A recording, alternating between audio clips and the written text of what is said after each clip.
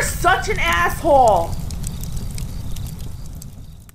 AssholeConsulting.com. How you kids doing? An appropriately timed question. A man has a question about motorcycles, and the captain is riding across the country on a motorcycle, and he may know a thing or two about them. Hi, Cappy. Keep me anonymous.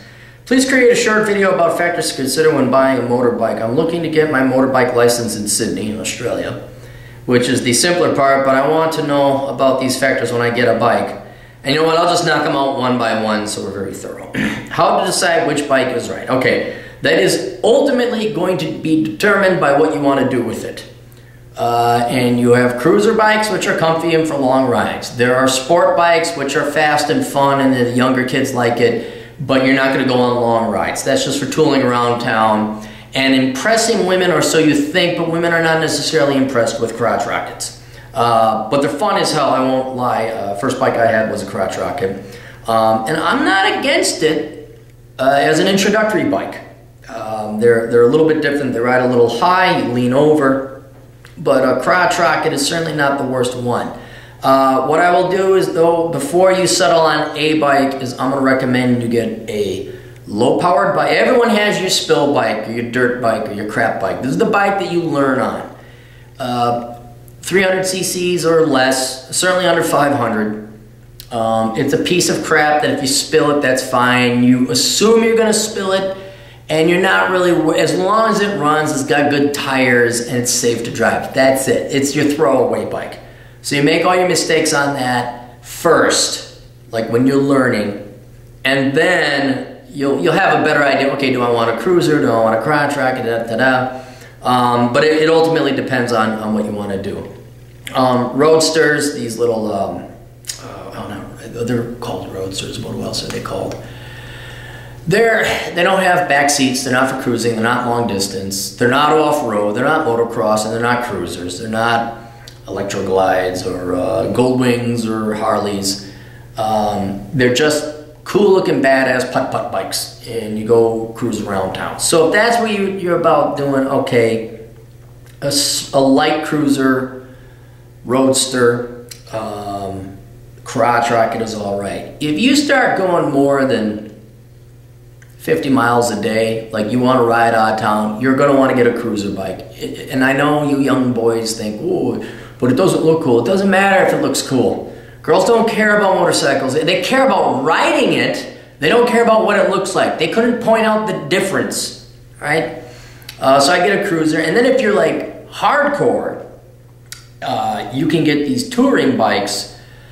They're very high clearance vehicles. You usually see them with square saddlebags that are metal, made by BMW typically, although other companies make them. And those are for your hardcore dudes. You'll see them, and they'll have winter jackets on because they're going up into the mountains. They got treads so they can go off-road. These are the guys that go to Alaska. You're not there yet. I wouldn't worry about that. Find out if you can do long-distance cruises on a bike. And you can be like Adam Piggott. You know, if you want to go from Perth to Sydney and drive your motorcycle, you can. But that's definitely going to be a cruiser bike. Let's not worry about specialized bikes like off-road or touring bikes just yet. You want to putz around and get used to that first. How to find a bike with fuel economy. All bikes have great fuel economy. All of them. Okay, except for some massive hogs that are just stupid Harley hogs, where the banker wants to go to Sturgis, which you don't have. And they put 100 miles on it, and they tip it, and they slow people down. All right. Aside from that, there's some disgustingly overly large bikes. But if you stay under even 1,300 cc's, you're going to get good fuel efficiency. I got 1,100 now, and I'm getting almost 50 miles a gallon on it. You know, it depends on whether you're going up or down, city or highway, but they're all good fuel efficiency. Now, in general, though, the smaller the engine, the better. I had a Ninja 250. I got 58 miles a gallon on that thing. So if you're looking more for just saving gas, yeah, and you're not worried about long distance or cruises, dude, anything with a Honda Rebel is perfectly all right.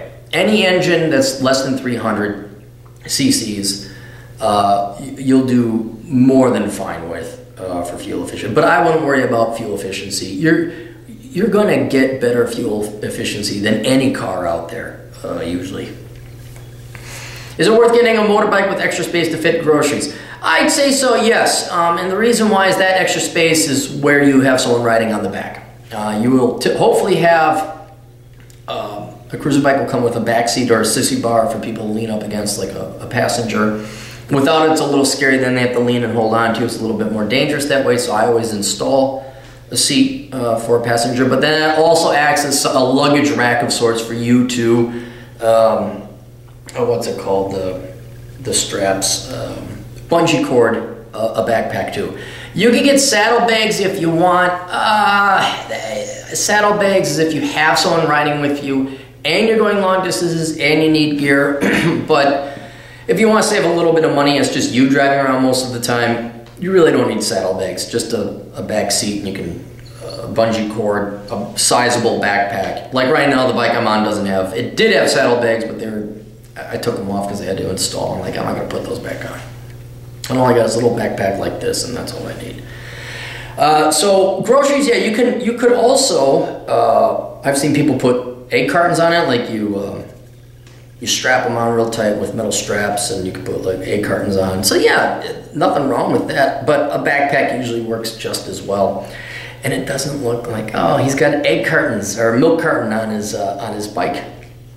How to deal with fucktards on the roads. You are always looking out for them. Always. And then you become a complete bigot. Absolutely. If it's your choice of not be a bigot and die or be a bigot and live, you want to be a bigot and live. What I mean by that is, yeah, foreigners don't know how to drive for crap. In the United States, first-generation Asians cannot drive to save their lives. Soccer moms, SUVs, minivans, oh, hell no, you avoid those. You just, I've seen it, like, again, in Minneapolis, and I don't, you can, oh my God, it's true, I want to live. In Minneapolis, there's a Somali population, and you just look out for Honda Odysseys, because that's what the Somali women drive. Somali men know how to drive because they all drive cab, and they learn quick, they're good drivers. But their women, whoo, no. You see that Honda Odyssey? I've let them go through, I've let them gone past. I'm like, yeah, you know what, I need a coffee. Off the road. SUV side, you know, the larger, I don't know what it is in Australia, but the richer females are in general, they go through less trials and tribulations in life, and therefore they're not paying attention. They're texting, they're on their phone, they're soccer momming, whatever it is that they do. You avoid them like the plague too. And then in general, you are always looking. You are always looking. Like, I do not go through an intersection. I don't care if I got a green light. I'm looking to see if someone's just going to blow through their red light. Rear view mirrors, making sure that someone is seeing me and stopping as I'm at a stoplight. They're coming behind me. I'm like, is this guy going to wait for me? He's going to see me. You are always on the lookout to make sure you don't get hit. The other thing is, I just drive in places that are a lot safer.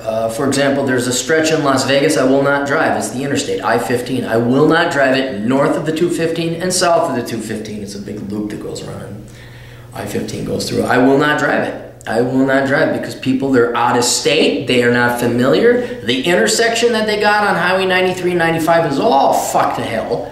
And in one ride, I almost got in 2 accidents. And you just don't ride in those areas.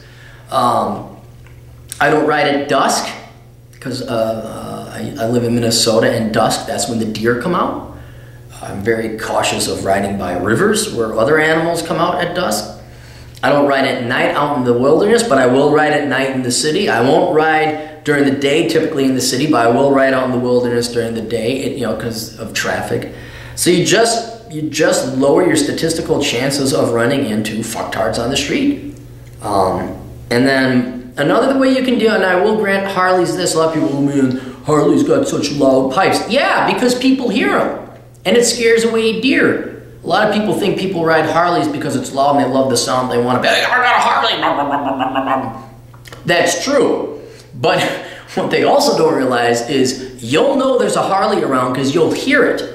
And I know a lot of people will cut or take off their muffler and make a louder sound, or replace the muffler so it makes a louder sound so people know there's a motorcycle nearby. So I won't begrudge Harley riders being loud. What protective gear do you need? knee pads, armored gloves, armored jacket, helmet, full face, and boots that cover up your knees. I also wear like these knee pads that cover my shins. They're for motocross, and people, you going motocross? I'm like, no, but if I fall off my bike like you, I'll still be able to walk.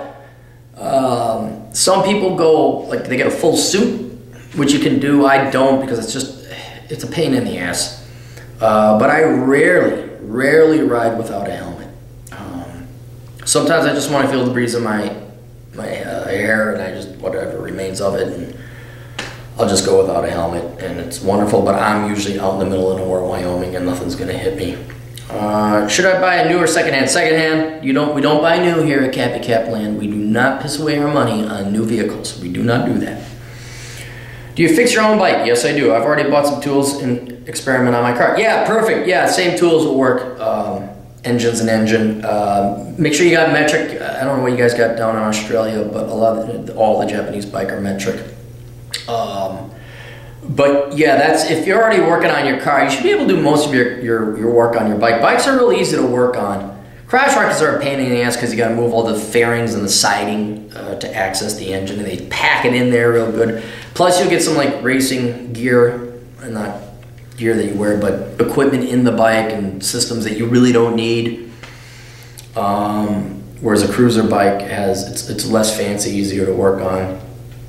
I would recommend you get a bike with fuel injectors. Do not get a bike with carbs. Carbs are a royal pain in the ass to clean. But yeah, I pretty much do all my own work on my bike. About the only thing in an ironic sense, changing the tires. Is it changing the tires? Isn't that easy? No, it's not easy. You gotta get a stand, and so that's worth it, is taking it into the bike shop to have them change your tires. But the engine, and I can pretty much do anything except replace an engine. That's about the only thing I can't do. And you should be able to do all your maintenance on your bike with a good set of tools. I already watched some of your videos on motorbikes. They were good context, thanks, and you want to remain anonymous. Well, thank you, Tom. So there you go. Old Cappy's advice on motorcycles. Hope you guys enjoyed it. You guys got questions, I got answers, AssheleConsulting.com. Tune into the Older Brother podcast today. Although you're probably watching this video not today, when it was originally filmed, but check out olderbrother.com and tune into the podcast there. We'll see you guys later. Toodles.